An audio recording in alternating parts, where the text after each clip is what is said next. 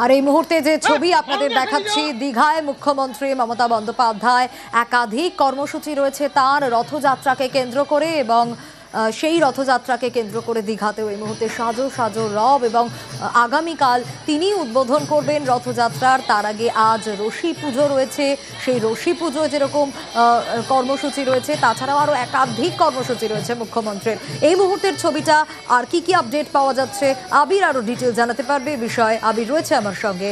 আবির, দেখো, রথযাত্রাকে ঘিরে একটি প্রস্তুতি বৈঠক হবে, কিছুক্ষণের মধ্যেই শুরু হবে। সেই বৈঠকে যোগ দেওয়ার জন্যই মন্দিরে এসে উপস্থিত হয়েছেন মুখ্যমন্ত্রী।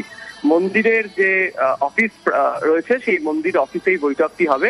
সেখানে ইসকনের প্রতিনিধিদের পাশাপাশি জেলা পুলিশ এবং জেলা প্রশাসনের আধিকারিকরা, এছাড়া মুখ্য সচিব সহ একাধিক গুরুত্বপূর্ণ দপ্তরের যারা সচিব, তারা হাজির থাকতে চলেছেন। এছাড়া পুলিশের একাধিক শীর্ষকর্তা তারাও এই বৈঠকে হাজির থাকবেন। এছাড়া দীঘার এই জগন্নাথ মন্দিরের যে রথযাত্রা উপলক্ষে সুজিত বসু, অরূপ বিশ্বাস, স্নেহাশিস চক্রবর্তী, চন্দ্রিমা ভট্টাচার্য, পুলক রায় সহ একাধিক মন্ত্রীকে বিশেষ দায়িত্ব দেওয়া হয়েছে।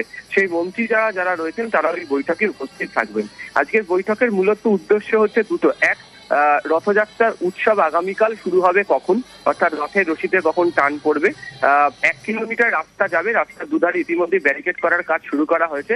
ওই 1 কিলোমিটার রাস্তাতে যখন রথের রশিতে টান হবে তখন প্রচুর মানুষের ভিড় হতে পারে, ফলে ক্রাউড ম্যানেজমেন্ট একটা মস্ত বড় বিষয়, সেই বিষয় নিয়ে তিনি কথা বলবেন।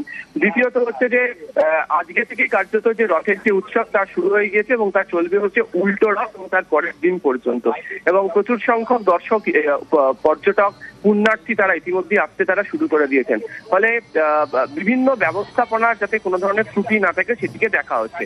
তৃতীয়ত হচ্ছে যে সকাল থেকে যারা ভিড় জমাবেন আগামীকাল, যারা মন্দির প্রাঙ্গণ পর্যন্ত এসে পৌঁছতে পারবেন সেটা তো ঠিক আছে, মন্দিরের প্রধান যে দুটি গেটের সামনে যেখানে রথ রাখা থাকবে হচ্ছে সেই অবধি পৌঁছতে পারলে ঠিক আছে। তারপরেও প্রচুর মানুষ আসবেন, তারা কোনোভাবে যদি পৌঁছতে না পারেন তাহলে দেখতে পাওয়া যাবে সেটা হচ্ছে যে জায়ান্ট স্ক্রিনের যে ব্যবস্থাটা ইতিমধ্যেই করা হয়েছে। এবং তুমি জানো, গতকালকেই মুখ্যমন্ত্রী যখন পৌঁছেই জেলা শাসক এবং জেলা পুলিশ সুপারকে নির্দেশ দিয়েছিলেন আরো বেশি করে জায়ান্ট স্ক্রিনের ব্যবস্থা করে দিতে।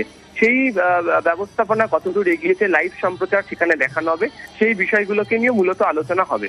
ফলে রথযাত্রার প্রস্তুতির ক্ষেত্রে দাঁড়িয়ে যাতে কোনো ধরনের ফাঁক যাতে কোনো না থাকে, এবং বিশেষ করে যারা পৌঁছচ্ছেন এখানে ইতিমধ্যেই পর্যটক, তাদের যাতে এই রথযাত্রা উৎসবের ক্ষেত্রে কোনো ধরনের সমস্যা যাতে তৈরি না হয়, সেই বিষয়টাই মূলত দেখাশোনার দায়িত্ব তার। এবং সেই কারণেই হচ্ছে প্রস্তুতি বৈঠক শুরু হবে।